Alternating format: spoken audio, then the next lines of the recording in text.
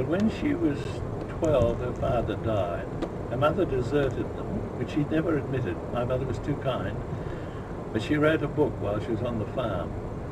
And it's real Downton Abbey stuff for the first 10, 15 years of her life. The next, from age 20 to 40, were tragic on the farm. And then when we walked off the farm when she was 40, because she was born in 1900, it was easy to understand her age. Her life began again when she found the Brotherhood of St. Lawrence. Did you realise you were poor when you were a kid? And I did, because, you know, it was pointed out to me quite emphatically in state school. Well, we did, but we were the only farmers who didn't go on something called the Debt Adjustment Act. To this day, I don't know what it was, but my parents were both British, and I think it was something to do with their snobbery of being British. They wouldn't go on. Every other farmer ended up with two things we did not have. One was a motor car, and the other was a windmill. Now, a windmill was incredibly important, so we didn't have any garden. We couldn't, there was no point, you'd dig up the garden when it rained, and we didn't. Now, we were poor. We used to walk down to the front when we weren't going somewhere in a horse and gig for somebody to pick us up in a car, but we were the only ones that did not have either a car or a windmill. I tell you what, the thing that affected me and made me ambitious was the fact that for 4.5 years, the one thing I wanted was a push bike. But my father had to wait 4.5 years to give it to me. I can still tell you the kind of thing, I tell you how much it cost. We bought it at B.M. Bassett's hardware store in Donald. Cost £5.19 and 6. Malvern Star or Healing? No, KBW. Right. And I'd rather had a Malvern Star, but I think that decided me later in life that I probably didn't want to suffer the heartbreak that my parents must have gone through. I get a bit emotional, as you can see, but so that inspired me, because I never rode a horse again, by the way. It's interesting, isn't it? Here we are, two old codgers, and memories of childhood are as fierce and urgent now as ever. They don't dim.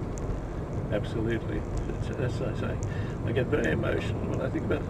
I can also remember when we got the Stromberg Castle, my father had to put up two big aerials, wooden aerials, and he seemed to take all of his life to put them. He painted them, he put them together, and he put them on posts. I thought, when are we going to get these aerials so I can listen to the radio? My farmer grandfather ran an earth line from the back of our, wasn't a Stromberg Castle, I think it was an Astor, ran it along and buried it in a water pipe going into the ground, and I always thought that's where the radio came from, out of the ground, I think along a wire into the back of the radio. I think we might have had that too. I don't remember that. I was up at Murrarunda the other night cutting a ribbon at an art show, and an old codger came up to me, and we were talking about our memories of the radio, and both of us loved David and Dawn and the Search for the Golden Boomerang. Do you remember that? I do. Dum dum dum dum dum dum. But I was even before that. I was Dad and Dave and Martin's Corner. I remember them both. And they were. I mean, then we were in the early days of radio. Jack Davey and Bob Dyer. And I've always considered that Davey was a brilliant man and Dyer was a bit of a dummy. He came out here as a hillbilly singer. The interesting but he thing had Barry Jones to push his career along, you see. Oh yes, but he also had, he was a television, but when television came and changed everything dramatically, it was Davey who suffered. He was no good on television. He was too clever, I think, and Dyer went on to be a huge success. Well, in parentheses, I was going to ask you this an hour later, but isn't it interesting how rarely a radio person makes it in television, or vice versa? Absolutely. I've often thought that. I suppose Bert Newton is one of the few. Even Graham Kennedy was not very good on radio. Oh no, I thought he was fantastic with Nicky. Oh yes, well you see, I grew up with Nicky and Tuppy. Yeah. Nicky and Tuppy were a double act on breakfast radio on 3AW in Melbourne, and Tuppy was the race caller, Fred Tupper. Can you believe Yes, that? I remember. Do you remember a wonderful, in fact, the first environmental program in Australia, Crosby Morrison? No. Bit intellectual for me, I think. No, 3DB. And he'd come on here every week and do a nature program. Yes. But he actually began the discussion on environmental issues in Australia in the 40s. Yes, Crosby Morrison. Another thing that you see, when I mentioned Nicky and Tubby, growing up in Victoria, double acts were huge. But there was also one fellow called Bob Breezy did breakfast. Why did you have those strange names, Nicky and Tubby and Bob Breezy? Let's just dwell on that before we go back to the sequence, which is going to take us from crystal sets to shock jocks. Let's go back and look at why it is that radio and television seem mutually exclusive. Alan Jones was no good on telly. John Laws tried it, fell over. You know, it's very rare. What's the difference between the two media?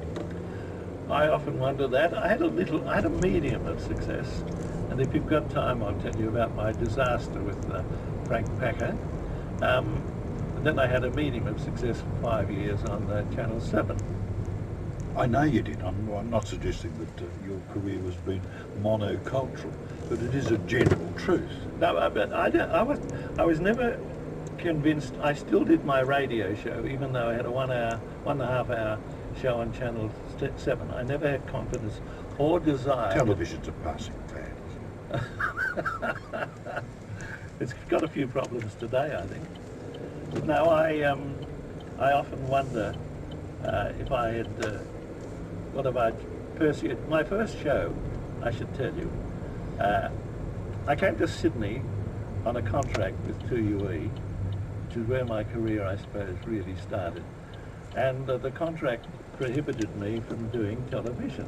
Now, it was 1958, television was dominating, and I allowed the fact that the Lamb family who owned the station were entitled to that, because television was such a monster for the future, and everybody was convinced that it was spending the death knell. He still loved his newspapers better than his television stations. Well, now, one of the first shows I had on, Gingerwood used to stay back of the night because there was a story that Frank Packer would often ring after his third martini and say, "My horse won at the races yesterday, put the race on, you know." Run it again. Yes, and in fact one day they were doing Saturday Date and Jimmy Hannon was comparing, and the manager came in and said, "You can forget it, it's all gone. The boss wants to watch the cricket." So they put the cricket on. But this night I had Rowan and Martin, who'd become famous later for laughing. They were here for some work and they came on my show, and I always had the Telegraph in front of me on the desk. And Rowan and Martin had been to the cricket. And of course in those days we had 2 afternoon tabloids, the Mirror and the Sun. And I said, "I see you've been out to the cricket." And they said, "Oh, the Mirror sent us out." And I said, "Do you mind not mentioning the Mirror? This is the Telegraph station." And they went into an ad-lib routine about every newspaper that could be. And of course Packer by now is ringing up saying, "Take that." When you started in radio, as I was saying, there was perhaps half a dozen, 7, perhaps 8, max, AM stations in a major city. And everyone had their favourite. They'd be a 3DB listener or a 3XY listener or whatever. They were sort of welded on, a sense of, you know, a proprietorial link, which I think is something unique to radio and survives, in that the listener quite rightly feels that they own a program. Well, if we lived 180 miles from Melbourne, pardon miles, but that's what they were, the only station that we could pick up from Melbourne was 3DB, broadcast through 3LK in Lubeck, which was much closer to us, near Horsham, about 60 miles away. So I grew up with Charlie Ward and the C&G Minstrels, somebody called Ren Miller, and people like that. Again, never knowing that I'd end up being part of their whatever, the radio business. This is a little wireless program called LNL on our end, sitting opposite me. And a sprightly 85 is Robert Barnum Rogers. But given that radio was such an overwhelmingly influential medium, anyone on radio, I suppose, in those days was pretty well known and a bit of a celeb. I suppose so. I'm not sure that they were. Nothing like today. I mean, today's celebrity thing is just totally ridiculous, isn't it? No, I can remember having success in Brisbane as a disc jockey. Brisbane in the 50s was the start of my real career, and no one fussed about the fact that I was Bob Rogers and was being very successful, but no one really. And yet there were magazines devoted to radio, Listener in Melbourne. And, I mean, radio hardly gets a mention these days. It's all television, with the poor relations here at the ABC. That is true. I was even the subject of a Listener in a crossword puzzle with my picture in the middle. I knew I'd really arrived when that happened. Bob, in the beginning of Talkback, when radio became two-way, the first people to actually do it were Barry Jones and I think Mike Walsh in Sydney. And it was a very congenial interaction. They weren't political in any sense. When did radio start to morph into this endless ideological war? I think one of the major, if you'd asked me about my career, I made some correct moves and I made some bad moves. I suppose you could say the bad move I made, and that I've got a cutting somewhere, I'm quoted in the paper, as saying I would not do talkback radio because we were handing over our professionalism to talkback gossip. And I do not listen to any talkback radio these days.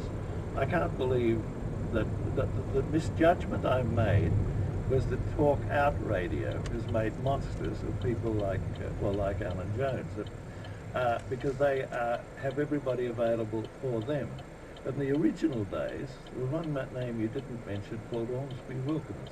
Yes, tell us about Ormsby. I was a good friend of Ormsby, and he was an intelligent talkback man. But the amount of callers you hear on radio, the amount of times that the compares asked, "How are you?"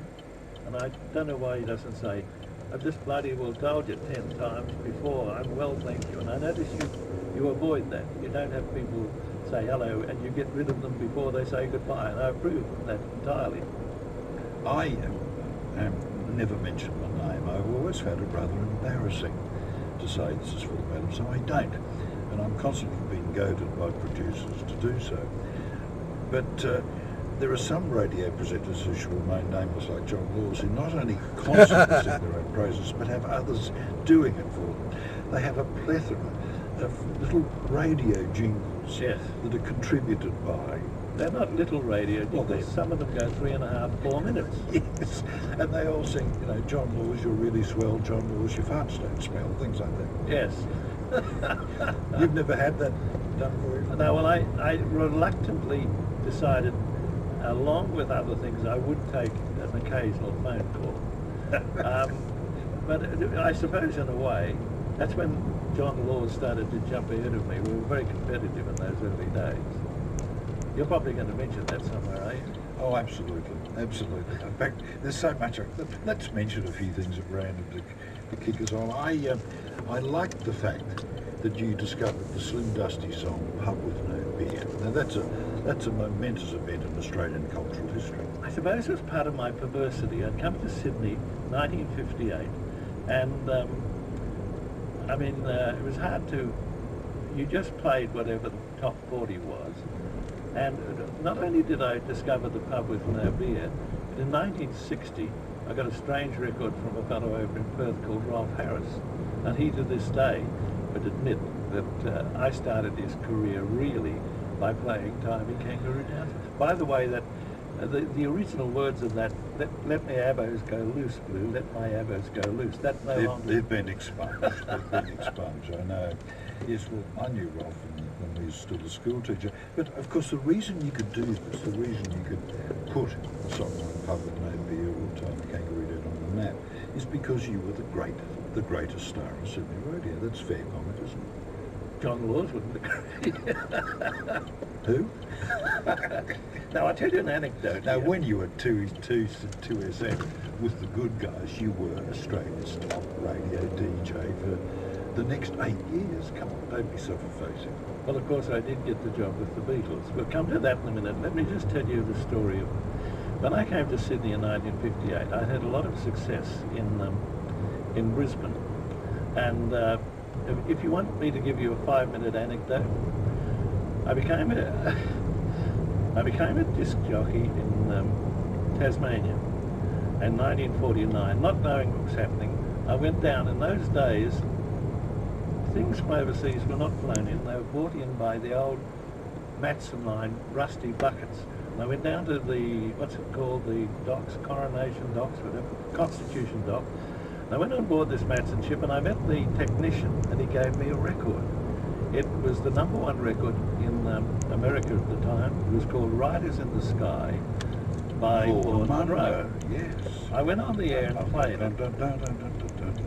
And it was the only, I'd had the only copy. And I found that people started to listen. I then promote, because in those days you worked 6 days a week, I had Tuesdays off. Somewhere along the way, I got married, very young, and I asked the management, could I have Saturday or Sunday off, because my wife was working 5 days a week, and they said no. By this time, they had about 7 different sponsors just sponsoring me 1.5 hours playing records.